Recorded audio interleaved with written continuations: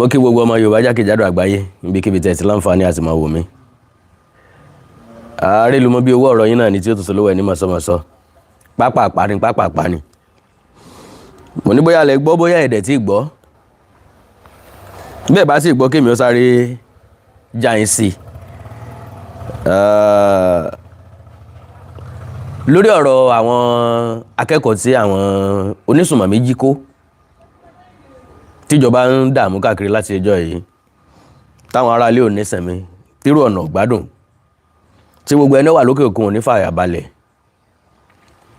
Ìròyìn tẹ̀ wá lọ́wọ́ pé àwọn onísùnmọ̀mí ọ̀hún ti ń béèrè owó. Wọ́n fẹ́ gbowó kí wọ́n tó lè tú wọn lẹ̀. Àwa náà mọ̀ pé ibi tí ó padà já sí náà nù.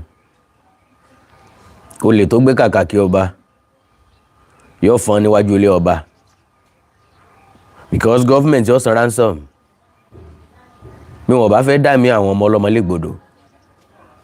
Dandan ni kí wọ́n tẹ̀ síbi táwọn èèyàn bá tẹ̀ sí. Ọgbọ́n ò sì digi bí òsókùn. Bẹ́ẹ̀ lẹ fẹ́ gbéjà kó wọn lójú tí wọ́n bá ṣàwọn ọmọ níjàmbá. Àwọn òbí wọn ò ní káníjọba tó láàánú ni káníjọba tó mọ tí wọ́n ń ṣe ni sọ yẹ kí wọ́n bá wọn jà. Ṣebí kò yẹ kí wọ́n lo ọgbọ́n àti ète kí wọ́n tiẹ̀ kọ́kọ́ gbà wọ́n mọ àwọn kúrò lọ́wọ́ wọn náà. Àwọn tí wọ́n kó àwọn ọmọ wọn mọ̀ nǹkan tó ń ṣe o.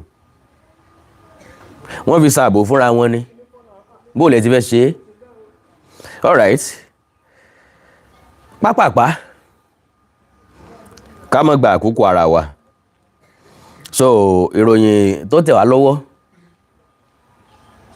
ni pé ìjọba wà nínú ìlà ìlò.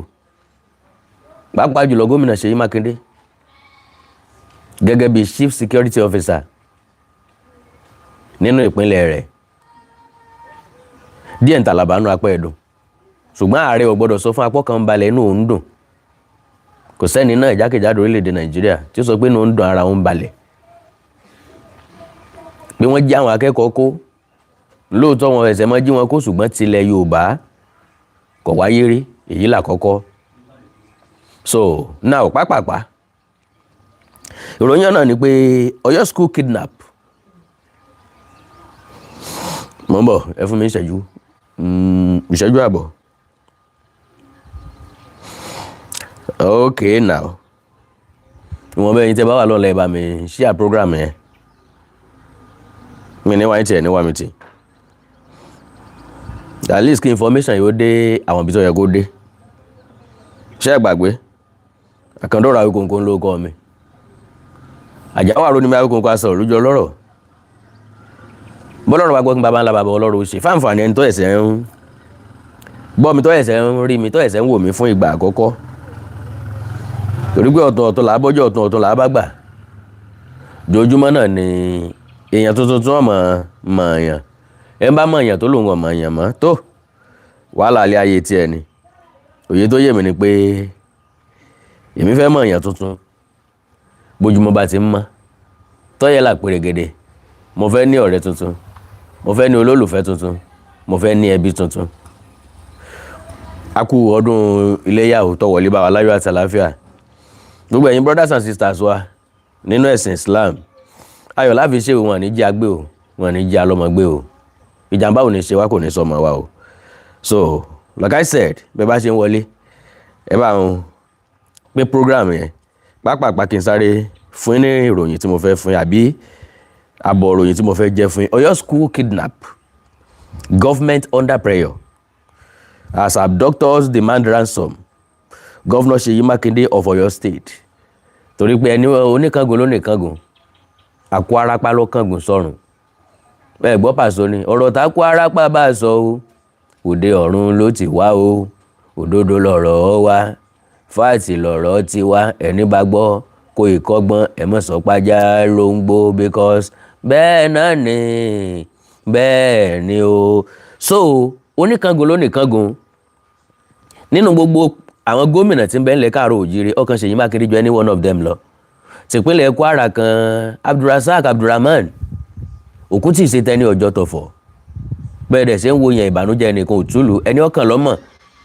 Àwọn òbí àwọn ọmọ ẹnìkan ní kàn gbogbo àwa tá à ń pariwo ìkọ́mọ́ kàn wá náà la ṣe ń pariwo and again àwọn tó kàn ká gba ọmọ wọn padà n tó mú gbogbo alómi nìyẹn n tó jẹ́ kí gbogbo ọmọ rojú àròrò dàbọ̀ nìyẹn lórí tá a bá ń mọ́wọ́ lẹ́rán n tí bí ní ó bí ni n tí ń béèrè ó béèrè n tí ó béèrè lọ́wọ́ ó béèrè lọ́wọ́ wa because Ọlọ́run fún wa lórí ọ̀fẹ́ láti sọ síta, Ọlọ́run fún wa lórí ọ̀fẹ́ láti pariwo, Ọlọ́run fún wa lórí ọ̀fẹ́ láti jẹ́ kétì kejì etí kẹta ó gbọ́ ń bàbá wa ṣe Ọlọ́run ó lu àwọn míì o lọ́pọ̀ yanturu gan tí wọ́n pọ̀ jà wá tá a rò pa lórí ọ̀fẹ́ ọ̀hún lọ gan. So ẹ bá mi pín program yẹn bẹ́ẹ̀ bá ṣe ń wọlé kó lè bá débi tó yẹ kó dé. Now suspected gunmen who abducted 39 students and 7 teachers in Ahoro, a Shiele community, Orire local government area of Oyo State, are now said to be in touch with the state government for a ransom of an undisclosed amount. Wọ́n wà in contact with government. Ta ni wọ́n rán? Ta ló lọ? Ta ni wọ́n gbẹ̀rọ̀ bá ní sọ̀rọ̀ ẹ̀? Ta ni wọ́n pè? Lo and behold, tọ́rọ̀ bá ti di ọ̀rọ̀ onísùnmọ̀mí, everybody ní máa ń wà humble including government. Tó fi dáwọn ìlú tó lámì tó lápá káàkiri àgbáyé, àwọn ìlú tó lóko gan, àwọn ìlú tó ní nǹkan ìjà ogun, àwọn ìlú tó lágbára gan. Tó bá ti jẹ mọ́ tó ní sùnmọ̀mí tí wọ́n dẹ̀ ti kó èèyàn sábẹ́ láti fi ṣe ààbò ara wọn ọgbọ̀gbọ́n, àwọn náà lo ọgbọ́n àti sùúrù pẹ̀lú wọn. Wọ́n ní lágídí gbogbo tó bá ń sọ fún ìjọba ní gọ́ọ̀mẹ̀ntì ọmọ ṣe. Ìjọba lè máa ní ọgbọ́n àrékèrèkè láti padà rí wọn mú o tàbí láti fi mú wọn dánrin òfin o, but still wọ́n kọ́kọ́ gbọ́ràn sí wọn lẹ́nu náà. The incident has left teacher Michael Oyedokun reportedly bíbẹ́ lórí. The continued delay in the release of the victims, ìròyìn gathered, has led their families to mount prayer on the federal and state governors. Yes, ìbànújẹ́ nìkan ò túlù lóòótọ́, ṣùgbọ́n àwọn kan ló bí àwọn ọmọ yẹn, àwọn kan ní ìyàwó tàbí ọkọ àwọn tí wọ́n kó lọ. So àwọn eléyìí ò ní fìjọba lọ́rùn lẹ̀ torí pé ojúṣe ìjọba ni láti dáàbò bo ẹ̀mí àti dúkìá. Ńgbà tí Seyi Makinde ó du gọ́vnọ̀ kò sọ wípé wọ́n máa jí ọmọ gbé níwájú òun, wọ́n máa fi yàjà láìṣẹ̀ níwájú òun, wọ́n máa bẹ́ àwọn èèyàn lórí níwájú òun. N tó sọ ni wípé òun ó dáàbò bo ẹ̀mí àti dúkìá wọn. N tó sọ ni pé òun ó pèsè nǹkan amáyédẹrùn fún wọn. Nǹkan amáyédẹrùn tí mẹ̀kúnnù ń fẹ́ àkọ́kọ́ òun náà ni báwo la ṣe fẹ́ sun àsùn díjú méjèèjì. I expect governor láti fún wa lóúnjẹ, I expect president láti fún wa lóúnjẹ, I expect governor, I expect senator láti raṣọ fún wa. Ṣùgbọ́n ẹ jẹ́ káwa náà ó gbégbé ayé ìdẹ̀rùn, ìgbé ayé ìdẹ̀ra, ká fi ara balẹ̀, ká sunrun àsùngbádùn nínú ilé wa. N ta fẹ́ nìyẹn, ká rìn lọ́nà tó dáa bó bá wù yín, bí ó bá sì wù yín ọ̀nà jákujáku tá ń rìn akú ti rìn láti gba wọn ti bí wa, ẹsẹ̀ wọ ọ̀kan àdẹ̀kú. So a sì padà mọ́ manage ẹ̀, ṣùgbọ́n ààbò ẹ̀mí àti dúkìá yẹn ṣe pàtàkì pọ̀. So now on federal and state government, just as the Seyi Makinde administration has vowed to deploy resources to get the victims returned alive. Ntí gómìnà Seyi Makinde sọ ni wípé gbogbo resources tó bá yẹ káwọn ó lò làwọn ó lò. So resources táwọn oníjàǹdùkú ìṣetán láti gbà òun náà ni wọ́n fún wọn. Kò dẹ̀ sí resources náà gbà náà ju owó lọ. Láwọn ibì kan wọn ó tún béèrè oríṣiríṣi nǹkan mọ́ o. Wọ́n ń béèrè àpò ráìsì tí rere, wọ́n tún béèrè iye ọ̀kadà kan, wọ́n lè pé ra mọ́sínì ọ̀kadà bàjáàjì 10 tàbí bàjáàjì 20, àpò ráìsì 20, nǹkan oríṣiríṣi. Ẹ fi mọ́tò gbé wá, wọ́n á ní kẹ́ ẹ páàkì mọ́tò lẹ̀ kẹ́ fi kọ́kọ́rọ́ sẹ́nu ẹ̀ kẹ́ ẹ máa lọ. Tẹ́ bá fẹ́ ráwọn èèyàn yín gbà lálàáfíà, tó bá jẹ́ ìjọba yóò lọ, kódà kó má jẹ́ ìjọba gan ẹ lọ. So this came as the board of trustees, BOT of the Factional People's Democratic Party, PDP, led by Senator Adolphus Wabara, and members of the party's interim national working committee, led by Kabiru Turaki, yesterday called for a comprehensive overhaul of Nigeria's security architecture following recent bandit attacks in Orire local government area of Oyo State. Similarly, Yoruba Nation activist Chief Sunday Adeyemo, popularly known as Sunday Igboho, yesterday disclosed that he is awaiting approval from the federal government to formally commence operations on his security outfit, Iruekun Security Network, as part of efforts to flush out criminal elements from forests across the southwest. Lórí tí olóyè Sunday Adéyẹmọ Ìgbòho, mo gbọ́ táwọn èèyàn kan sọ wípé ṣé ìjọba máa fọwọ́ sí? Mo ní ìjọba ò tó bẹ́ẹ̀ kan máa fọwọ́ sí.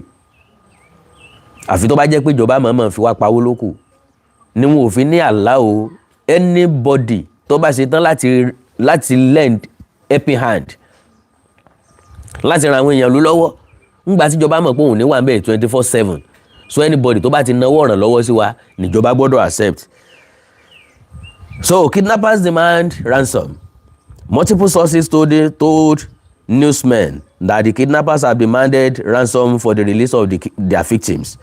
The sources disclosed that indirect negotiations are ongoing, adding that the amount demanded by the abductors was being kept as a top secret. It was further gathered that security agencies have deployed a police helicopter to be on standby in what a source described as, and I quote, an area of interest, just as military jets are said to be making daily sorties over the forest. All right. Tí military jet bá ń fò káàkiri inú igbó ń bẹ̀, tí helicopter tàwọn ọlọ́pàá náà ń fò káàkiri inú igbó ń bẹ̀, èmi rò wípé gbogbo àwọn nǹkan yìí ìhàlẹ̀ lásán ni ayakọ̀pẹ́ tó ní bọ́kọ́ ń bá ti gorí ọ̀pẹ tán bí orí ọ́fíìsì ànímọ́ ń rí. Kennedy ò ní wípé gbogbo ń tà ń gbé helicopter káàkiri, gbé jet káàkiri bí ìgbà tá kàn fi ń halẹ̀ dánú ara wa dùn lásán ni. Drone lásán lè ṣe àwọn nǹkan yìí. Tó bá jáwọn Amẹ́ríkà ni, tó bá jáwọn ìlú tó rí wọn pé ni, drone lásán ni wọ́n lò láti dictate ibi tí wọ́n wà. Wọ́n ó ti rí wọn, wọ́n ó ti rìkọ́ọ̀dù ẹnu pẹ̀lú drone wọn. Àwọn wọn kì í ṣe ẹ̀dẹ́ ṣe drone ilé tá à ń gbé lọ patí tí ọmọ ọkùnrin táwọn tó ń wà níbí òfin mọ̀ pé drone kan bẹ lókè, ìbọn wọn fi jẹ́lé yìí bọ̀ o. Àláwọn tó máa ń wà níbi 20,000 feet, 10,000 feet, 15,000 feet táwọn òyìnbó ń lò láti dictate anybody anywhere. Alówó láti rà, individual gan lówó láti rà, aláwọn olówó tó lè rà fáwọn security agent wa. Apart from that, government kò sí government tí ò lè afford ẹ̀. Àgàn fi àjẹrà wa Nàìjíríà ni, Ọlọ́run ràn yín lọ́wọ́. All right. We were made to understand that efforts to secure the release of kidnapped victims are being coordinated by the Oyo State government, police, military, and Department of State Service, DSS. Asked whether the kidnappers have mentioned a specific figure, the source said, and I quote, "The latest on kidnappers is that they have made a demand, but the amount is still being kept under wraps. Indirect negotiations are ongoing." That is, èèyàn látọ̀dọ̀ ìjọba ló ń sọ̀rọ̀ yẹn. Wọ́n mọ̀ wípé ìdúnàdúrà ó ti ń wáyé láàrin ìjọba àtàwọn tó jẹ́ àwọn èèyàn yìí kó. Ṣùgbọ́n iye tí wọ́n béèrè kò ṣeé sọ síta nù. Bọ́ bá ti pọ̀ kò ṣeé sọ ọ́ta nù. Tàbí kó jẹ́ pàdé ohun àwọn tí wọ́n jẹ́ àwọn èèyàn yìí kó ni pé ọ̀dà iye tá a fẹ́ gbà ẹ má sọ síta. Jìbìtì dẹ̀ tún lè wá ń bẹ̀. Èèyàn pé gbogbo nǹkan ti di bísínẹ́sì, àwọn tí ń bẹ ń pò ìjọba náà fẹ́ jẹ́ ń bẹ̀. Iye tán bá gbà àwọn náà ó fi kún. Pé iye báyìí la fún wọn o, iye báyìí náà gbà o. So tó bá ti jẹ́ bẹ́ẹ̀ yẹn wá ní káwọn mọ́ disclose iye ẹ̀. Ọ̀tún ọmọ iye tó gbà, kò sí ọmọ iye tó fún ọ̀tún. Àwa tá a wá wà ń ta làwọ́ wà ní òkùnkùn. Àwa ní mọ iye tán gbà á máa guess. Ó máa tó iye báyìí, ó máa tó iye báyìí, kò ní tó iye báyìí. Níbi tá a bá lé ayé ara wa dé Nàìjíríà nìyẹn. Ṣùgbọ́n ṣá ìdúnàdúrà ti ń lọ lábẹ́lẹ̀, eléyìí ó sì fi wá lọ́kàn balẹ̀ díẹ̀. Because àyàngbé ajá dùn kájú tó gbẹ síbi òní pààyàn kú. Àti pàápàá àwọn ń dífá àwọn ń sùn yẹ̀rẹ̀ àwọn òtúfá, kò sí tí bàgbà lẹ́rù bí fátì ò lé tutù. Wọ́n bá tiẹ̀ sọ, wọ́n bá gbọ́ pẹ̀lẹ́ jẹlẹ̀ tán pé tó kí ló kọ rẹ iwájú ọ̀pọ̀ ọgbọ́ ẹ̀yìn ọ̀pọ̀ ọgbọ́ olùmọ̀ ọ̀tọ̀ ọlọ́pẹ̀rẹ̀ ló ṣe àárín ọpẹ́ ìta ọ̀run ìwì ntífà sọ̀rẹ́ o ọkàn èèyàn balẹ̀ ìtẹ́sì béèrè náà ni pé kí lè tutù kí lọ́nà àbáyọ. Ṣùgbọ́n bí ọba ti ṣe tutù tí ọ̀sán náà àbáyọ ẹ̀rù ọmọ bá yàn. Nígbà táwọn èèyàn wọ̀nyí dákẹ́ láti ẹjọ́ ìtàn dẹ̀ káwọn ọmọ ọlọ́mọ sábẹ́, ẹ̀rù ń bà wá tá a wà níta, ẹ̀rù ń bà àwọn òbí ọmọ torí wọn mọ nǹkan tó lè ṣẹlẹ̀ sáwọn ọmọ, ẹ̀rù ń bà gọ́ọ̀mẹ̀ntì gan, mi ò rò pé àwọn náà lè ṣàṣùnara. All right.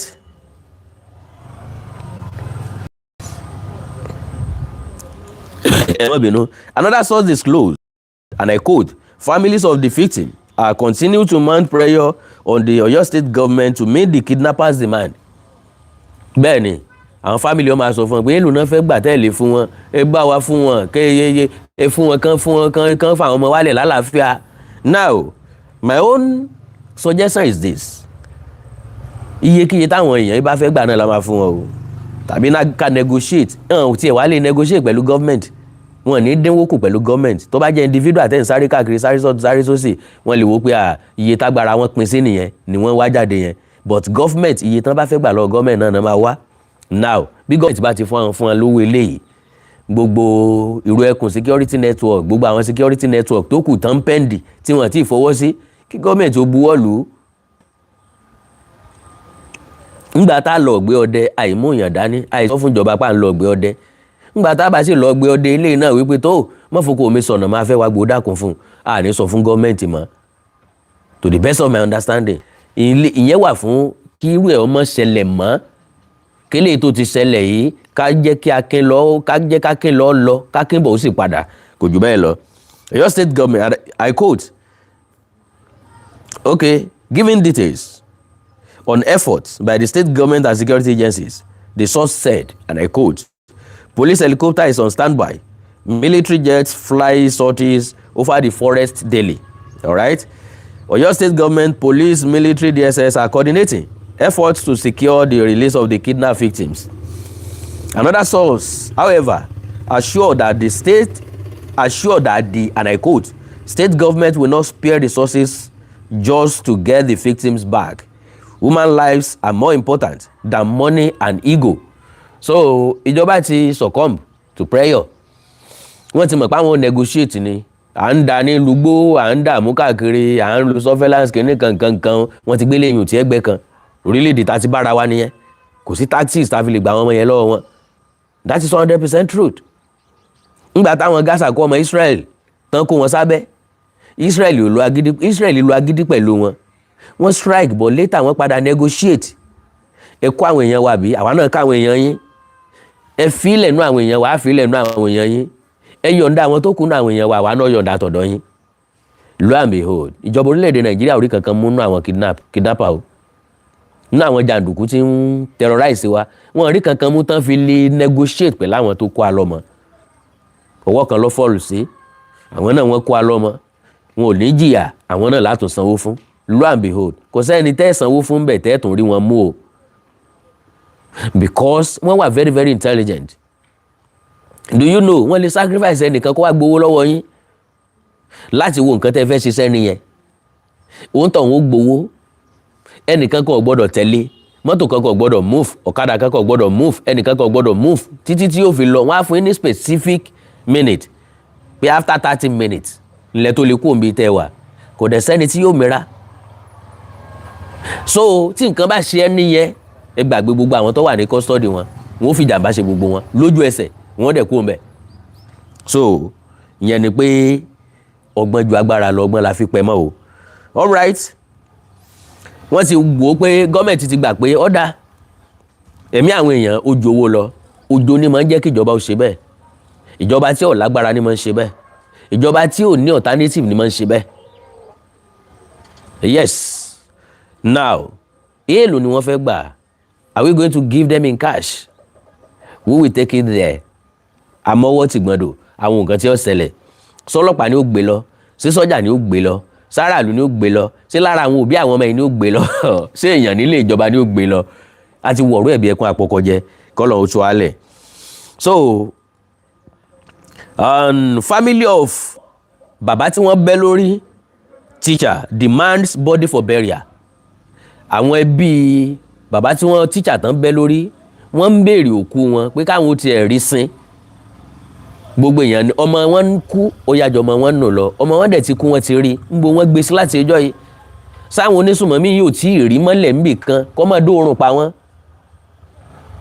Ṣé wọ́n ó gbé òkú ẹ̀ lẹ̀? Báwo lòkú ẹ̀ ṣe fẹ́ rí gan?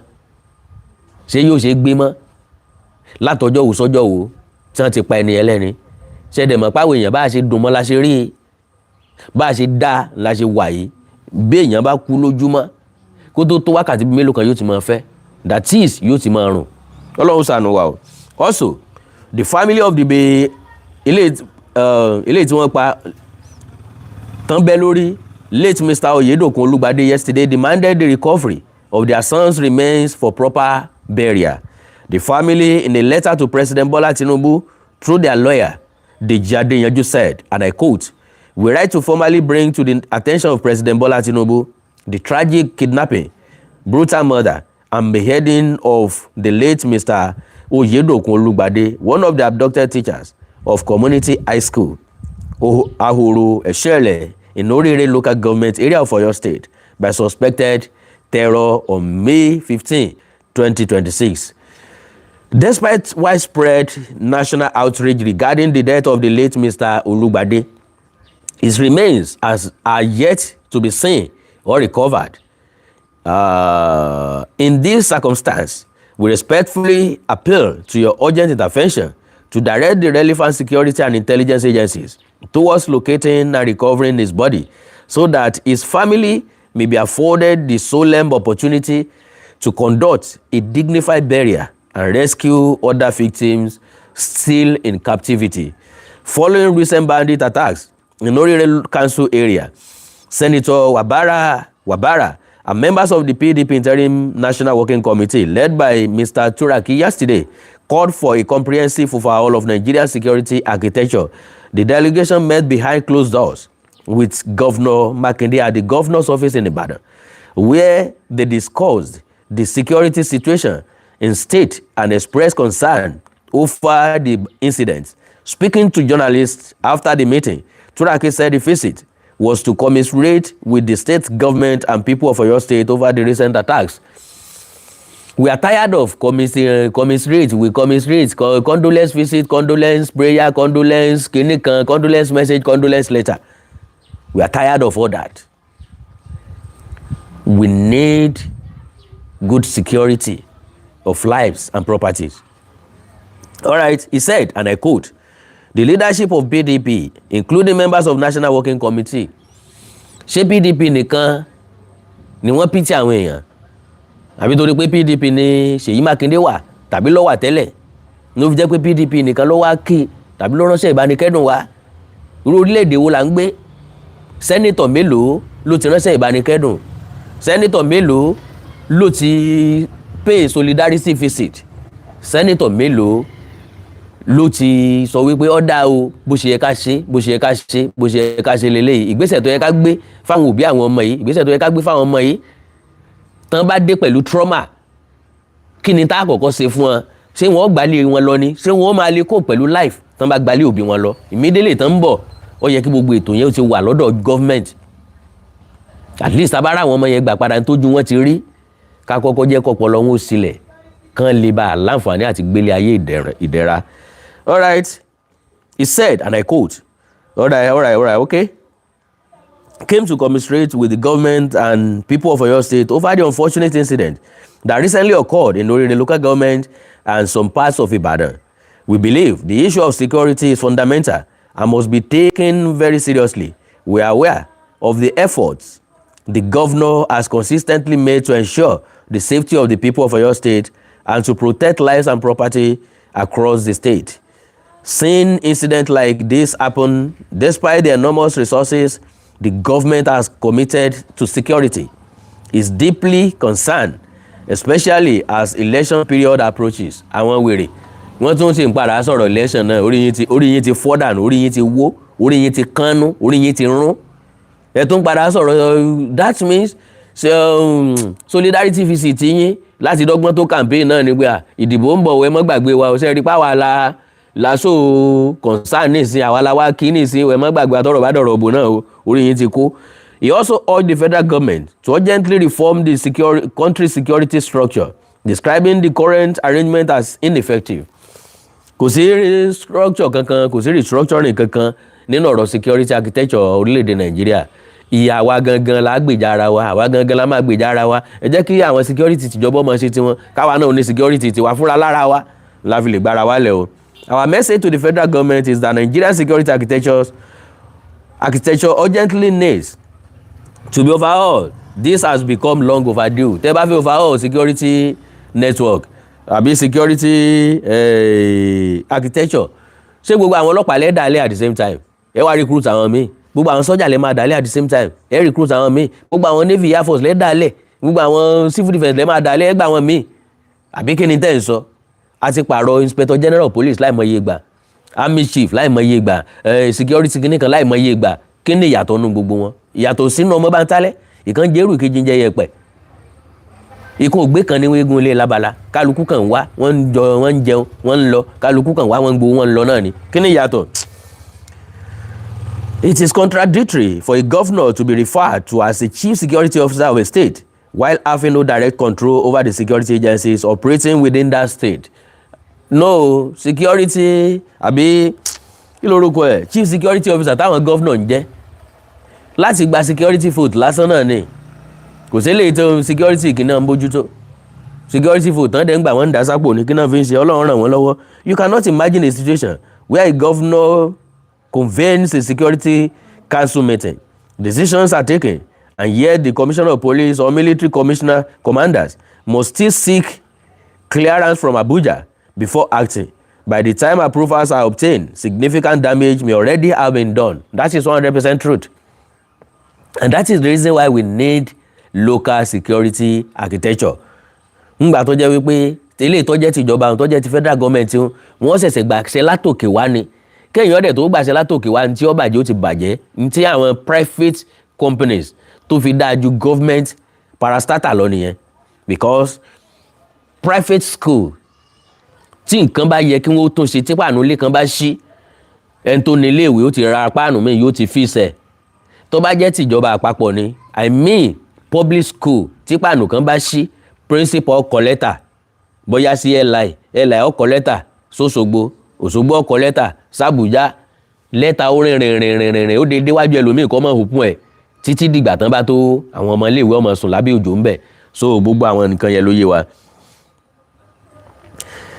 On his part, Yoruba Nation activist Sunday Igboho promised to comply with the executive order recently issued by Governor Makinde, which regulates the activities of private security organizations operating within the state. Yes, of course. Ó máa comply, Igboho comply. Yóò dẹ̀ control irú ẹ̀kọ́ security network. Bí ìjọba bá ṣe fẹ́ kí wọ́n ṣe operate náà ṣe máa operate. So ìyàtọ̀ tí wọ́n ní wípé àwọn ready láti wọnú igbó, àwọn ọlọ́pàá àti yín ready láti wọ inú igbó. Igboho in a statement said, and I quote, "We have submitted all the required documents for our registered security firm, Iruekun Security Network, and are only waiting for the federal government approval, which will be granted soon." Of course, dandan ti dì mílíọ̀nù, dandan ti rọ̀ mọ́. Ìjọba ò fọwọ́ sí, bí ìjọba bá fọwọ́ sí, ìgbésẹ̀ ó bẹ̀rẹ̀. Oríṣiríṣi àwọn èèyàn náà ni wọ́n ń pè wọ́n pé Iruekun yẹn báwo la ṣe máa darapọ̀, báwo la ṣe máa jọ, ẹni sùúrù ẹ̀ farabalẹ̀. Ẹ̀pẹ̀pín ẹ̀mẹ̀lẹ́ ń bẹ̀, gẹ̀ẹ́tẹ̀, jẹ́ ká sì káwọ́ gbéra ná láìpẹ́ láì jìnnà bá a ṣe ń fẹ́ kó rí ẹ̀zálì bẹ́ẹ̀ náà ló ṣe máa rí. Ilẹ̀ Yorùbá máa wà lómìnira atójàra wá gbè láì níràn lọ́wọ́ ìjọba nú.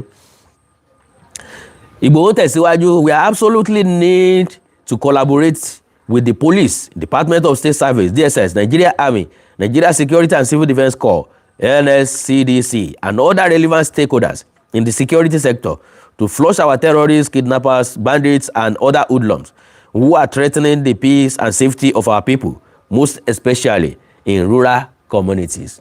Now, oríṣiríṣi àwọn èèyàn ló ń sọ̀rọ̀ pé tí wọ́n bá ń approve àwọn security network bẹ́ẹ̀, ìbọn máa di tọ́rọ́ fọ́n kálé ọ̀dẹ̀ ní ọ̀. Àwọn ajínigbé yìí ó mọ negotiation tán ṣe pẹ̀lú wọn ní Borno ní Zamfara ní. Negotiation tán ṣe pẹ̀lú wọn ni pé if you can never do without gun, government gangan ní ràbọ̀n fún wọn. Òpàṣírí pọ̀ tá ń padà bọ̀ wá tú. Ẹ máa gbọ́ wìnrìnwìnrìn lọ́jọ́ yẹn. Wìnrìnwìnrìn lẹ́nu àkàndá Awikonko. So kò lè di tọ́rọ́ fún kálé, control máa wà, moderation dẹ̀ máa wà. Ẹ fọkàn yín balẹ̀. Gbogbo àwọn ilé tekete onímọ̀kímọ̀ onírìkísí onítẹ̀m̀bẹ̀lẹ̀kùn gbogbo ẹ̀yàn ọlọ́tẹ̀ rọ́wọ́ mú lọ́tẹ̀ yìí. Okay, besides, I want to state that we are also ready to comply with a new executive order issued by Governor Seyi Makinde to regulate activities of private security concern. Group worried over insecurity in Ondo. Bákan náà ló ṣe ṣẹlẹ̀ l'Ondo náà. Meanwhile, the Ondo Redemption Front, ORF, has faulted the administration of Lucky Aiyedatiwa, accusing the state government of poor governance, insecurity, infrastructural decay, and lack of clear developmental direction. That is their own wahala l'Ondo State. Ilẹ̀ wa náà ni o, ẹja sọ̀rọ̀ rẹ̀. The chairman of the group, Ayodeji Ologun, and co-chairman Mogbojuri Kayode, in a statement, said it was compelled to speak out over what it described as the continued neglect of critical sectors and the worsening welfare of residents across Ondo State. The group said its interventions were not politically motivated, but driven by a commitment to actual accountability and public interest. According to ORF, despite repeated calls by residents for purposeful leadership, the Aiyedatiwa administration had failed to address major concerns relating to insecurity, healthcare, education, infrastructure, welfare, and transparency. Then kí Aiyedatiwa wá ń ṣe lórí ipò òbí tó wà? Kí ni wá ń ṣe tí ò bá gbọ́ gbogbo eléyìí? Meanwhile, gbogbo nǹkan táwọn eléyìí sọ kọ́ lèmi gbàgbọ́. Ó ti fẹ́ mọ lọ́wọ́ kò òṣèlú nú. N tó bá dẹ̀ ti lọ́wọ́ kò òṣèlú nú, me no have interest. But still, òun là ń bọ́ fàfà ìdígi làbà. Ìjà gbọ́ nǹkan tí wọ́n sọ. Possibly wọ́n lè ní point. Possibly wọ́n lè rí kan tó máa sọ. Ṣé mọ̀ pé kò sẹ́ni tí mọ̀ lú bí onílùú, kò sẹ́ni tí mọ̀ létú bí onílé. Ẹ̀já bá wọn tú délẹ̀. The group alleged that governance in the state had become stagnant, claiming there were no major projects reflecting serious developmental ambition or strategic planning. It further accused Governor Aiyedatiwa of prioritizing politics and image management above governance, saying the administration was characterized by, and I quote, motion without movement and activities without impact. On security, the group expressed concern over increasing cases of kidnapping, violent attacks, and criminal activities in several communities, especially in rural areas. Ó ṣẹlẹ̀ láì mọ iye ìgbà nínú ọdún tá a wà nípínlẹ̀ Ondo. Ìpínlẹ̀ Ondo náà ti pa kábíyèsí síwájú palace nílùú tí bàbá wa ti jọba. Ok, bákan náà ni wọ́n lọ já àwọn èèyàn gbé dá wàhálà lẹ̀ nílùú tí bàbá Olúfàlàyé ti jọba. It said, and I quote, many farmers could no longer safely access their farmlands, warning that the situation could worsen food shortages and economic hardship in the state. The silence of and slow response of the government to these growing threats further reinforced the perception of a leadership disconnected from the realities confronting the people. This ORF called for urgent action to tackle insecurity, feasible infrastructural projects across 3 senatorial districts, improve healthcare facilities, better welfare of education workers, and greater transparency in public spending. The group also urged Governor Aiyedatiwa to place governance above politics and demonstrate the leadership expected of his office. The people of Ondo State deserve leadership that inspires confidence, protects lives, develop infrastructure, strengthening institutions, and prioritizes the welfare of the people above political survival. So gbogbo ẹ̀yin ọmọ káàrọ̀ òjìrè ọ̀rọ̀ rẹ̀ o eléyìí tó jẹ́ pàtàkì ńbẹ̀ tó ṣàgbé mi wá òun náà ni ti ọ̀rọ̀ Eṣiẹ̀lẹ̀ níbi tí wọ́n ti kó àwọn ọmọ ọlọ́mọ lọ ọmọ ọdún méjì ń bẹ́ẹ̀ o ṣé ẹ gbàgbé ọmọ ọdún mẹ́rin wà ń bẹ̀ ọmọ ọdún mẹ́fà mẹ́jọ méjìlá ilé tó dàgbà jù bẹ́ẹ̀ náà ni ọmọ ọdún mẹ́ẹ̀ẹ́dógún tàbí ọmọ ọdún mẹ́rìndínlógún olùkọ́ méje ń bẹ olùkọ́ mẹ́fà sì ṣẹ́kù ń bẹ̀ wọ́n ti pa kan kí wọ́n tó rí wọn kó lọ wọ́n pa kan wọ́n ti sin eléyìí tí wọ́n kó lọ tán bẹ́ lórí náà làwọn ẹbí ń béèrè òkú ẹ̀ pé ókè o ẹ yọ̀ǹda òkú ẹ̀ fún wa ká lọ sin. So àánú Olódùmarè ò ní fi wá sílẹ̀ o ìjàmbá ò ní ṣe wá o à ń rọ gómìnà Seyi Makinde àtàwọn tí ọ̀rọ̀ yìí kàn ẹ gbégbèsè pápápá gbogbo eléyìí tẹ̀ ń ṣe lábẹ́lẹ̀ yẹn ó nọ́mà kò yẹ ká mọ nǹkan tí ń lọ but at the end of the day ẹ jẹ́ kó jẹ́ pápápá because lo and behold tẹ́ bá wò mí dáadáa lánàá ẹ rí i pé ó dàbí ẹni pé ọ̀fìnkì fẹ́ ṣe mí that is number one. Bí òtútù yẹn ṣe pọ̀ tó mo wá da dúfè bora ọkàn mi wá lọ sọ́dọ̀ àwọn ọmọ yẹn ń pé ǹjẹ́ àwọn ní aṣọ tí wọ́n ti ẹ̀dà bora aṣọ kan ni wọ́n ń wọ̀ káàkiri látọjọ́ tán ti kó wọn mi rò bẹ́yìn náà rò bẹ́ẹ̀ ibi tí wọ́n kó wọn sí so ní ààbò lórí so nílé lórí ṣé tójò bá ń rọ̀ sí kò ní kàn wọ́n gbogbo ìgbà tójò bá ń rọ̀ yẹn lọ́kàn mi máa ń lọ sára wọn mo mọ̀ pé bó ṣe máa rí lára ọ̀pọ̀lọpọ̀ nu wa náà nìyẹn gẹ́gẹ́ bí abiyamọ tá a dẹ̀ ní lọ́kàn so Ọlọ́run ràn wá lọ́wọ́ o Ọlọ́run wà pẹ̀lú wa o kí gọ́ọ̀mẹ̀ntì kí wọ́n gbégbèsè as early as possible Ọlọ́run fún wọn ṣe o. God bless you all. Kò jù bá náà lọ pápápá ni mo fẹ́ ṣe láti deliver message fún mo rí pé mo ti deliver ẹ̀. Àánú Olódùmarè ò ní fi sílẹ̀. Ẹ rí dájú pé subscribe sí channel mi Awikonko TV, Awikonko TV. Ẹ like ẹ follow page mi lórí Facebook Awikonko Television, Awikonko Television. Ẹ má gbàgbé láti subscribe sí channel níbi tí mo ti ń ṣe Onídèmọdè game show, Onídèmọdè game show, that is Onídèmọdè TV, Onídèmọdè TV. Àánú Olódùmarè ò ní fi sílẹ̀ o. Lágbára Ọlọ́run àwọn ọmọ yẹn á rí wọn láyọ̀ àti àlàáfíà. Kò sí òbí nínú àwọn ọmọ yẹn tí ó fojú sunkún ọ̀kankan nínú wọn. Gbogbo abiyamọ ni ó jèrè ọmọ. Gbogbo ẹ̀mí tó ṣẹ́gun sí ìtò ni yóò jẹ ọbẹ̀ rẹ̀ láṣẹ Èdùmàrè. Ẹni ẹlẹ́ni ò ní jẹṣẹ́ yín, ẹni ẹlẹ́ni ò ní kéré iṣẹ́ yín. Lágbára Ọlọ́run gbogbo àwa abiyamọ àní rí dààmú lórí àwọn ọmọ wa o. Ọlọ́run ó dùn wá nú, Ọlọ́run rọ̀ wá lọ́kàn. Then mo kí gbogbo ẹ̀yin mùmínì àti mùmínà òdodo a kú ọdún iléyá o. A ṣe ọ̀pọ̀lọpọ̀ rẹ̀ láyé àti láàyè rere. Ẹran ọdún mi ẹ bá ń gbé. Èmi á máa fi ìrẹsì sọdún iléyá ń tèmi. Mi ò mind rice o. Anything ló just pé Awikonko nǹkan ọdún iléyá rẹ̀ rèé o. A jọ ń ṣe gbogbo ẹ̀ ní o. Ọ̀jẹ̀lì òrù jẹ́lì eégún lèmi o. Èmi ọ̀ràn yẹn kankan ṣẹ́ o. A jẹ kérésì, a jẹ iléyá bọ́n bá ń bọ̀ ọ̀gbọ́n, a jọ jẹ wá ní. A jọ jẹ sunsun ní. Bó bá jẹ́ pé àwọn Ṣàngó náà ní nǹkan máa ń jẹ kájọ lọ fẹnu wò. Bẹ́ẹ̀ làwa ń tiwa. Ó dàbọ̀ o. Ayọ̀ látún fi pàdé o. God bless you. I love you all. Mi ní wáyé tí o. Ó dàbọ̀ o.